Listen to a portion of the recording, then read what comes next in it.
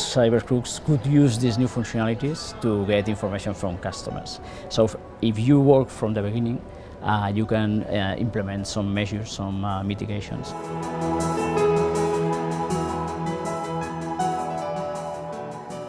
Hello and welcome. We're here in Barcelona doing a masterclass with CaixaBank on taking digital banking to the next level. In this next chapter, we're looking at the question of mobile security with Caixa's Chief Information Security Officer, Carlos Solé. Carlos, thank you very much for joining us. Look, the problem with mobile phones is that they're always being lost and stolen. So, I mean, how can you make them secure from a banking point of view? This is a problem, of course, that they are lost or stolen, but there are two measures. One of them is that there's a mechanism to block and block the phones. This is, in most cases, it's enough if customers do so, for instance. But again, when they are using our application, they also need to do some kind of authentication, some kind of access to this application, as well as just from the phone. So we are protecting this access.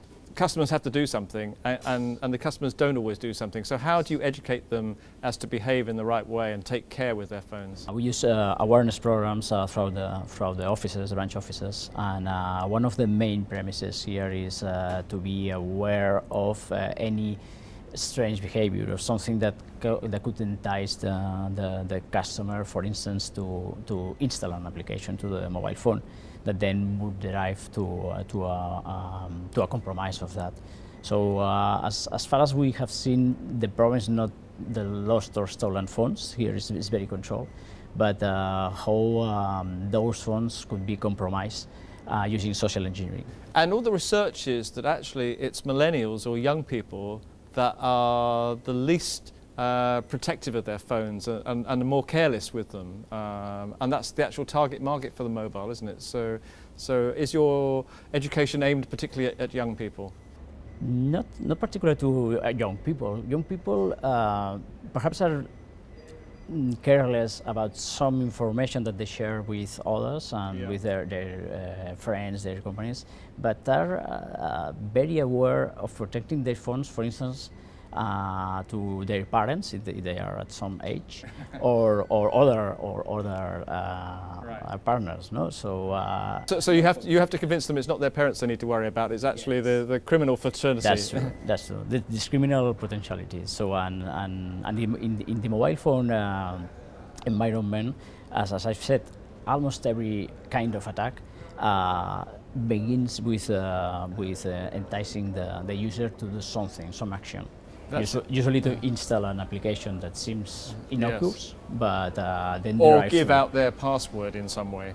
Give up, yes. This is another way to take information, not only from the mobile phone. That's one way to get access, but also from applications that you can use on the web as well as the mobile phone. For instance, Telegram or WhatsApp, you can use the web version of it, as well as installing applications. If you have an Android, for instance. So if it's breached in one place, it can then be breached in another place. Yes, this is one vector of attack. So it's more easy to infect or to compromise a PC. For the architecture of the smartphones, is more complicated without the action of the user. So infecting a PC, getting information from that, and some link between the PC and the smartphone, which are in the different systems. You have this access, the cloud systems, for instance, for Drive or just installing. You can install from your PC. You can install applications to your smartphone. So these kinds of mix between the two worlds is what can be used to do something really harmful to the Now one of the problems is that I mean, the criminal is always getting one step ahead of everybody.